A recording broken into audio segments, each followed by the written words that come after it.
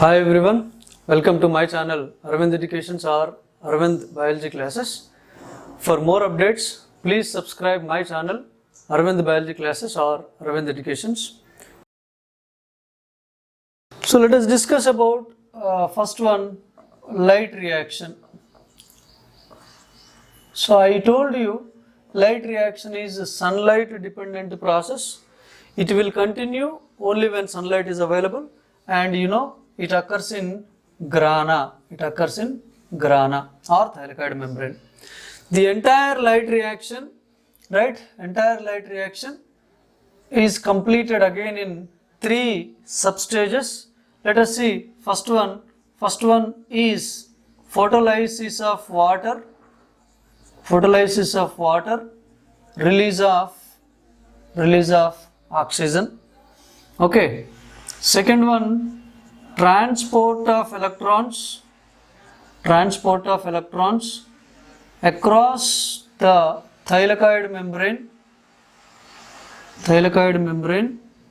to form energy rich substances.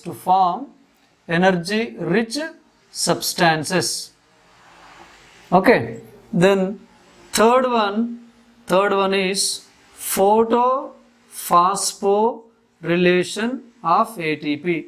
Photophosphorylation of ATP. Okay, so let us discuss about these three steps in detail so that light reaction can be concluded. Okay, so let us see the first one. First one, photolysis of water. The word says very clearly. Photo means sunlight, lysis means breakdown.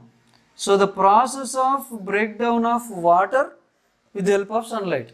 Okay, this particular equation is explained by Mr. Robert Hill. So on his name, this particular process is also called as Hill's reaction. Hill's reaction. Okay, so what Robert Hill said that when sunlight falls on water, water is dissociated to form as two protons, two electrons plus oxygen. Okay, right? Or otherwise, let us take with two water molecules, it leads to the formation of 4 protons plus 4 electrons plus oxygen. Okay, actually here sunlight is not dissociating water into protons, electrons. Okay, what happens here? Sunlight first falls on chlorophyll. Okay, we know well solar energy, a part of electromagnetic radiation, which is made up of tiny particles called photons. Okay, right? It's made up of tiny particles called photons. These photons possess energy. That energy is measured in terms of quantum. Okay, so when these photons hits the chlorophyll molecule is oxidized. Chlorophyll molecule is activated and it is oxidized. Oxidized means it releases electron. Okay, there is a fundamental difference between oxidation and reduction. You should know. Addition of oxygen is called oxidation. So removal of oxygen is reduction. Then addition of hydrogen is called reduction. So removal of hydrogen is called oxidation. Loss of electrons, right? Removal of electrons is called oxidation and gain of electrons is called reduction. Okay, that means here when sunlight falls on chlorophyll is activated. The electron which is present in the outermost orbital of this particular chlorophyll is pushed to a higher energy level and it is releasing that electron. So chlorophyll is oxidized. So this oxidized chlorophyll splits the water into protons, electrons and oxygen. Okay, right? That means sunlight is not acting on water directly. What Robert Hill says that sunlight activated chlorophyll is splitting water into protons, electrons and oxygen. Okay, oxygen is a gaseous substance that is diffused outside, okay, and protons and electrons are left over here, and these electrons, the electrons which are released here due to the breakdown of water, these electrons are accepted by, now 4 chlorophyll which is oxidized is accepting these 4 electrons, so you will get your chlorophyll again back to original status. So chlorophyll is reached to its original status again in order to continue the process again, okay, right? So these protons are left over now, okay, so these protons are now started moving from thylakoid membrane into the stroma, so that we have to enter into now second step, okay. Let me repeat. So we are discussing light reaction. Light reaction is completed in 3 substages. Now we are in first one, photolysis of water. This was explained by Mr. Robert Hill. So he said very clearly, sunlight activated chlorophyll upon its oxidation dissociates water into protons, electrons and oxygen. Oxygen is the gas which is diffused outside, protons and electrons are present there. Now those electrons are accepted by the excited or oxidized chlorophyll, and chlorophyll is reduced back to its original state. So this is first one, okay. Now protons are there inside the thylakoid membrane. So in any biological organism, right, when there is more accumulation of protons on one side of the membrane, right, they shift to the other side of the membrane. When they are shifting, when the shifting of protons is going on from one side of the membrane to the other side, the energy which is produced during that particular process leads to the formation of energy rich substances here, okay. Actually, before we enter into the second step, you should know one more technical term here. There are several electron carriers and electron acceptors in biological membranes, not only in the case of plants, even in the case of animals also. So any substance which is carrying the electron is called as electron carrier. Ferredoxin is an example, cytochrome is an example, quinone, plastoquinone, these are all electron carriers. They simply carry the electrons from one place to other place, okay. Then there are some electron acceptors, the substances which accept the electrons and gets reduced to form as energy rich substances, they are called as electron acceptors, okay. Like for example, ADP, GDP, NAD, NADP, FAD, these are all electron acceptors.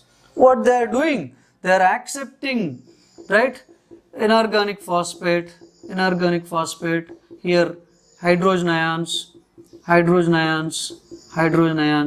and they get reduced to form as energy rich substances like ATP, GTP, NADH2, then NADPH2, then FADH2, okay. Now these 5 are electron acceptors. They are accepting something and they get reduced to form as energy rich substances. These are energy rich substances. And in the case of plants, we are going to see the formation of only ATP and NADPH2, but you are going to see the formation of ATP, GTP, NADH2 and FADH2 in the case of respiration topic, our next topic, okay. So here ADP, adenosine diphosphate, on adenosine only 2 phosphates are there, for which one more inorganic phosphate, but we should write capital P small I, inorganic phosphate. One more phosphate is added, it has turned up into ATP, adenosine triphosphate, energy rich substance. GDP, gynosine diphosphate, by accepting one more inorganic phosphate, turned to form as GTP, gynosine triphosphate. NAD, nicotinamide, adenine dinucleotide, nicotinamide, adenine dinucleotide by accepting these two protons or hydrogen ions, it has turned up to form as NADH2. Now this H2 you have to place in the front and say reduced nicotinamide adenine dinucleotide. Okay, next NADP, nicotinamide adenine dinucleotide phosphate.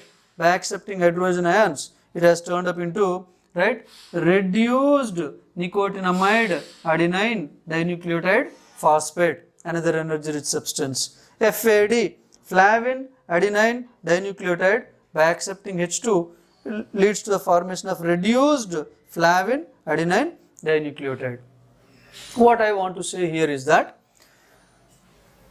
during the photolysis of water, the protons which are formed here, okay, now let us assume, for example, this is our thylakoid membrane, this is our thylakoid membrane, okay, inside the thylakoid membrane, right, and this is our stroma, okay. Now the protons which are formed here, when they are accumulating inside the thylakoid membrane, they started shifting from thylakoid membrane into the stroma. Why? Because our second process will be seen in stroma. So when they started shifting from thylakoid membrane into the stroma, in the last stage here, NADP is the electron acceptor which is available here. Now this particular NADP, by accepting that protons, it leads to the formation of NADPH, which is a energy rich substance for us here. Okay, so that is our second step. So transport of electrons and protons across the thylakoid membrane, that leads to the formation of energy rich substance. The energy rich substance which is first formed here is our NADPH2. Okay, of course there is a procedure, it is very complicated process which includes photosystem 1 and 2 with reaction centers, where it will be clearly explained how electrons and protons are being carried by electron carriers and acceptors, and finally how NADP is turned up into NADPH is clearly explained for you in intermediate second year. Okay, right, here this much is enough for you. Okay, right, so that is our second step. Then third one, photophosphorylation of ATP. Look at the technical term, we'll understand it clearly. Photo means sunlight, phosphorylation means phosphate group is added. Okay, right, so this one I am writing here, third one, photophosphorylation of ATP, that is adenosine diphosphate in the presence, by accepting inorganic phosphate in the presence of sunlight, it leads to the formation of ATP. During the transport of electrons and protons across the thylakoid membrane, that energy which is released during that particular transport leads to the formation of inorganic phosphate, which is accepted by another electron acceptor ADP in the presence of sunlight, leads to the formation of ATP. So addition of inorganic phosphate is called phosphorylation, and if this process occurs in the presence of sunlight, then that is called as a photophosphorylation. Okay, right, there are certain technical terms, you should aware of all these things here, right, addition of water, hydration, removal of water, dehydration, addition of carbon group is carboxylation, removal of carbon group is decarboxylation, addition of phosphate group is phosphorylation, removal of phosphate group is dephosphorylation. So here addition of phosphate group, that's why phosphorylation, the entire mechanism is seen in the presence of sunlight, that's why it is photophosphorylation. Okay, so ATP is formed here. Now by this we finished our light reaction. By the end of light reaction, the end products what we got here are, the end products of light reaction are oxygen, NADPH2 and ATP. Why? Because in photolysis of water, protons, electrons and oxygen is released, oxygen is diffused outside, protons and electrons are shifting through the thylakoid membrane. During that shifting itself, it leads to the formation of NADPH and ATP. So oxygen, NADPH2, ATP are the end products of light reaction. These two together also called as assimilatory power. Okay, by utilizing this assimilatory power only, the dark reaction cycle will continue. Okay, right? So let us see dark reaction. As I told you earlier, this is sunlight independent process. Sunlight is not at all required for this particular reaction. Once light reaction is completed, the end products which are formed in light reaction are carried here and dark reaction will continue. This is completed in stroma. Okay. So here, so far, carbon dioxide is not involved in any reaction. So carbohydrate is not formed. So different plants, they have different methods to fix carbon dioxide. So plants fix carbon dioxide into carbohydrate by three methods. One is C3 cycle, the other one is C4 cycle, and the third one is CAM pathway. C3 cycle, C4 cycle, and CAM pathway, crustacean acid metabolism. Okay, of course, C4 cycle and the CAM pathway we are going to discuss in intermediate. So let us concentrate here on C3 cycle. Okay, C3 cycle is also called as Kelvin cycle. Kelvin cycle is also called as PCR cycle. C3 cycle, Kelvin cycle or PCR cycle. Okay, I told you, so far carbon dioxide is not involved, carbohydrate is not formed. So different plants have different mechanisms to fix the carbon dioxide. So one prominent method we are going to discuss here is carbon 3 cycle, also called as Kelvin cycle, also called as PCR cycle. PCR means photosynthetic carbon reduction cycle. Photosynthetic carbon reduction cycle. Now, this particular reaction is explained by Mr. Melvin Kelvin. So on his name, this particular cycle is called as Kelvin cycle. He is a Nobel laureate for this. He got Nobel Prize for this. Okay. So let us discuss what he explained in this particular Kelvin cycle. Okay. So here,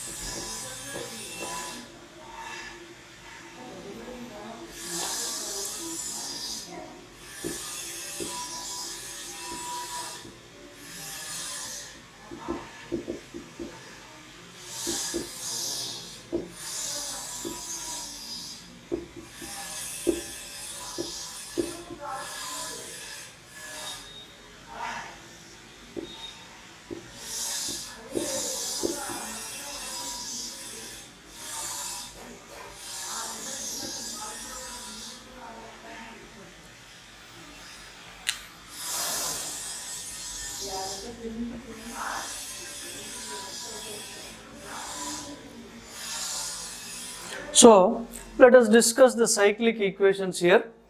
So 6 moles of RUBP, 6 moles of RUBP, RUBP expansion is ribulose 1,5 bisphosphate. Ribulose 1,5 bisphosphate is RUBP. Means on ribulose, on first and fifth carbon, 2 phosphate groups are attached. That's why it is called ribulose 1,5 bisphosphate. This is the primary acceptor of carbon dioxide. It accepts 6 moles of carbon dioxide. RUBP is a 5 carbon sugar acid and it accepts 6 moles of carbon dioxide. So 5 carbon plus 1 carbon, a 6 carbon hexose phosphate is formed here only. Okay, actually our intention of the dark reaction is to see the finally formation of a 6 carbon compound. But in the very first step itself, a 6 carbon hexose phosphate is formed, which is highly unstable it immediately dissociated to form a 3-carbon compound that is called 3-PGA. 3-PGA means 3-phosphoglyceric acid. 3-phosphoglyceric acid. On glyceric acid, on third carbon, phosphate group is attached, right? So that's why it is 3-phosphoglyceric acid, right? Now, this particular process, involvement of 6 moles of RuBp in the presence of 6 moles of carbon dioxide, in the presence of 6 moles of water, right?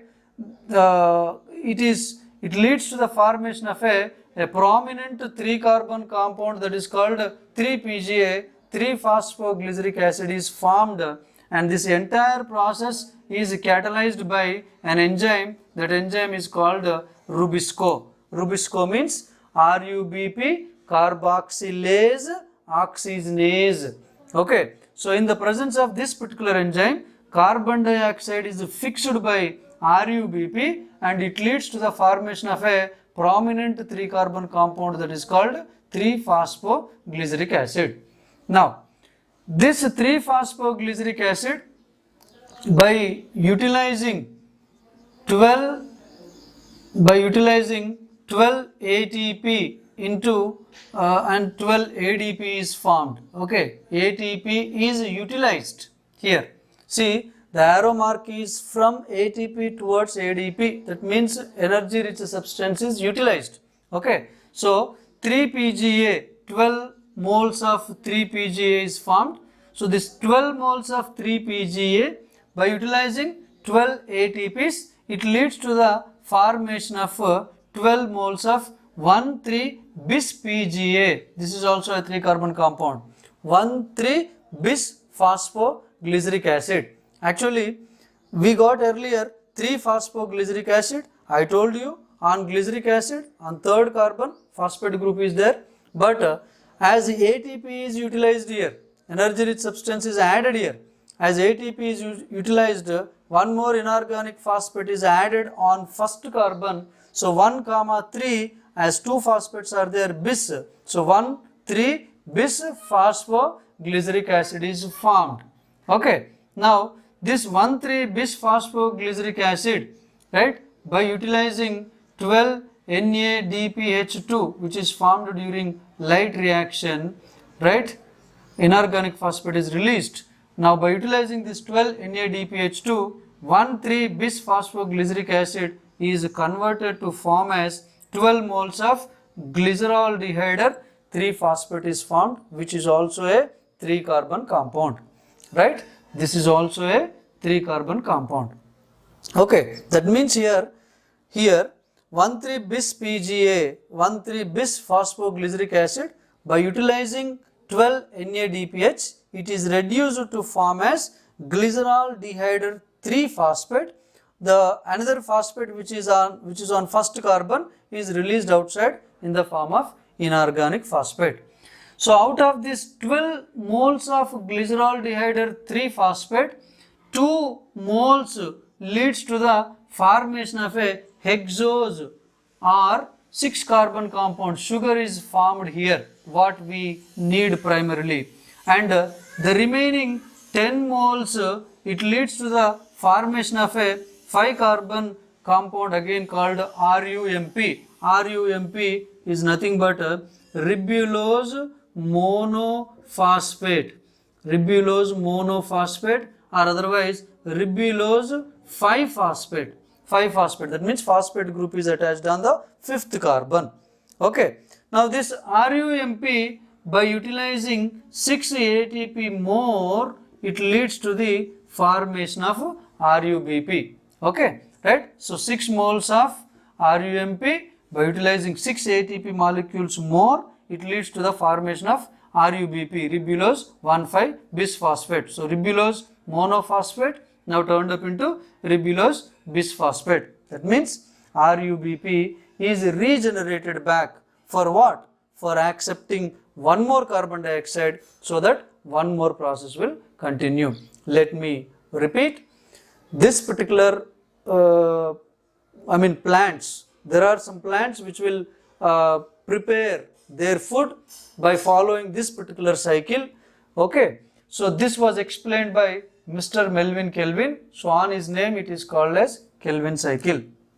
So in Kelvin cycle, a 5 carbon compound RuBp, 6 moles of RuBp accept 6 moles of carbon dioxide in the presence of water. An enzyme RuBp carboxylase oxygenase leads to the formation of a prominent 3 carbon compound, stable compound, that is called 3-PGA. Okay, so this particular step, right, this particular step is called carbon fixation or carboxylation. Okay, now the carbon which is fixed and formed into a stable compound, 3 carbon compound. See, the primary acceptor of carbon dioxide is RuBp. The primary acceptor of carbon dioxide is RuBp, ribulose 1,5-bisphosphate. The first formed stable product here is a 3 carbon compound. That 3 carbon compound is called 3-PGA. That's why the plants, which are preparing their food like this by following this cycle is called a C3 cycle.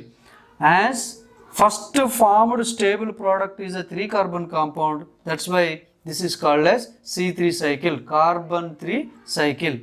All the plants which are preparing their food by following this particular cycle, they are all called as C3 plants. Okay. Now, then this particular reaction, from where the 10 moles of glyceraldehyde 3-phosphate leads to the 10 moles of glyceraldehyde 3-phosphate leads to the formation of RuBp again back, right? So this particular step is called RuBp regeneration step. This is called RuBp regeneration. RuBp need to be generated again back so that it can fix one more, right, carbon dioxide, so that one more cyclic step will be seen. Okay, so the remaining steps is called as a carbon reduction. Okay, this is called carbon reduction. Okay, now this entire process where carbon dioxide is reduced to form as a carbohydrate, that's why this is called as photosynthetic carbon reduction cycle, which was explained by Mr. Melvin Kelvin. Okay, now to synthesize one sugar, 6 carbon dioxides are required, 12 plus 6, 18 ATPs are required, and 12 NADPH2 are required. Okay, so this is our dark reaction. But you got the end product here as sugar. Such type of several sugar molecules which are formed are polymerized together, grouped together to form an energy rich substance what called starch. Okay, so several glucose molecules are polymerized together to form starch, and starch is deposited in the plant cells, which are carried by phloem to different parts of the plant body. Okay, so this is the mechanism which is involved in photosynthesis. So let us continue with the leaf as a photosynthetic organ. Let us see the structure of leaf. Okay,